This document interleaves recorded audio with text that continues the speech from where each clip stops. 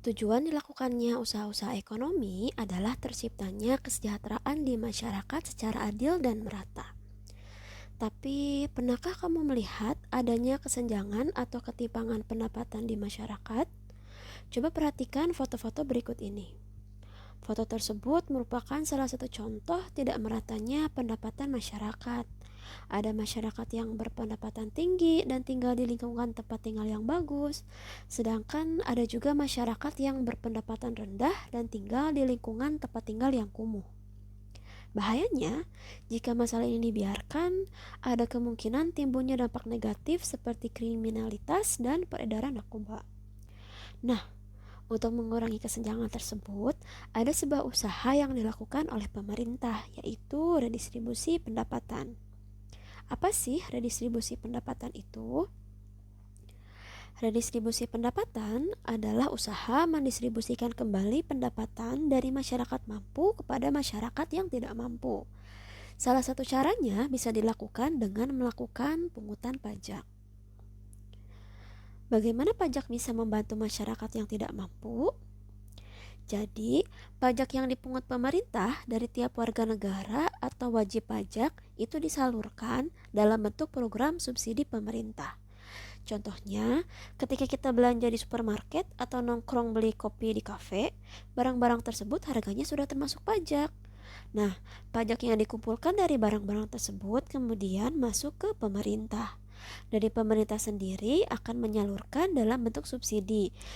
Misalnya bahan bakar premium atau mungkin tiket kendaraan umum seperti Transjakarta atau KRL di Jabodetabek.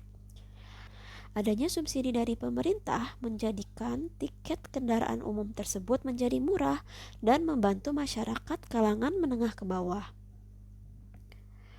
Redistribusi merupakan suatu bentuk jaminan sosial dari negara kepada masyarakat. Redistribusi itu sendiri bisa dibagi menjadi dua, yaitu redistribusi vertikal dan redistribusi horizontal. Redistribusi vertikal ialah kegiatan transfer uang dari orang yang mampu kepada orang yang tidak mampu dari segi finansial. Redistribusi ini dilakukan pemerintah atau pribadi. Contohnya yang tadi pajak itu ya.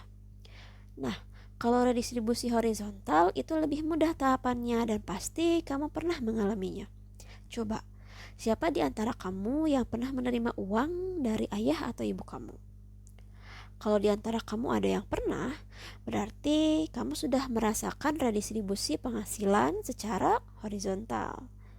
Redistribusi secara horizontal ini merupakan transfer uang antar kelompok, misalnya dari orang dewasa ke anak-anak. Tujuan utama dari redistribusi adalah meminimalisir adanya kesenjangan di masyarakat. Pemerintah telah melaksanakan beberapa program untuk mencapai tujuan tersebut. Antara lain, yang pertama, program pemberian jaminan akses kebutuhan dasar bagi masyarakat bawah. Pemerintah berusaha untuk memenuhi kebutuhan masyarakat dengan menyediakan kebutuhan pokok, kesehatan, dan pendidikan.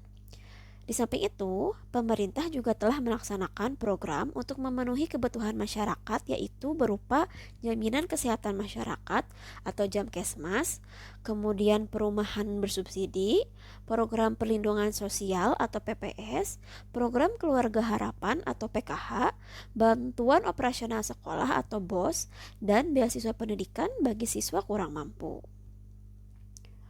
Program kedua yang dilakukan oleh pemerintah ialah program pemberian kredit lunak. Program pemberian kredit lunak ini bertujuan untuk meminjami modal-modal usaha kecil supaya bisa berkembang.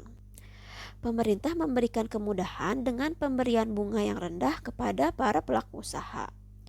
Program kredit lunak ini dikenal di masyarakat dengan nama KUR atau Kredit Usaha Rakyat. Nantinya diharapkan semakin banyak bentuk usaha-usaha dari rakyat yang pada ujungnya bisa menyerap tenaga kerja. Program ketiga yang dilakukan oleh pemerintah dalam usahanya untuk pemerataan ekonomi ialah pengembangan industri kecil. Program ini dikenal dengan nama Program Nasional Pemberdayaan Masyarakat Mandiri Pedesaan atau PNPM Mandiri Pedesaan. Adanya PNPM Mandiri Pedesaan ini diharapkan bisa mempercepat pemerataan pendapatan, penanggulangan kemiskinan, dan perluasan kesempatan kerja di daerah pedesaan. Kita sama-sama tahu kalau kesempatan kerja di desa itu tidak sebanyak di kota-kota besar. Makanya jangan heran kalau kota-kota besar itu semakin padat, ramai, dan akibatnya macet di mana-mana. Jadi dengan adanya PNPM Mandiri Pedesaan diharapkan bisa mengurangi kepadatan di kota dan mengatasi masalah yang terjadi di kota. Program keempat yaitu kerjasama dengan pihak swasta dalam menjalankan program Corporate Social Responsibility atau CSR.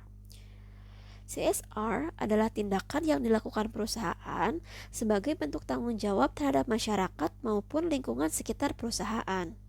Kegiatan ini dilakukan untuk meningkatkan kesejahteraan masyarakat sekitar, memberikan kontribusi pada masyarakat melalui beasiswa untuk siswa kurang mampu, dan sumbangan untuk membangun sarana dan prasarana di lingkungan sekitar. Itu tadi pembahasan mengenai redistribusi pendapatan. Kalau ada yang ingin ditanyakan, boleh komentar di bawah ya. Terima kasih.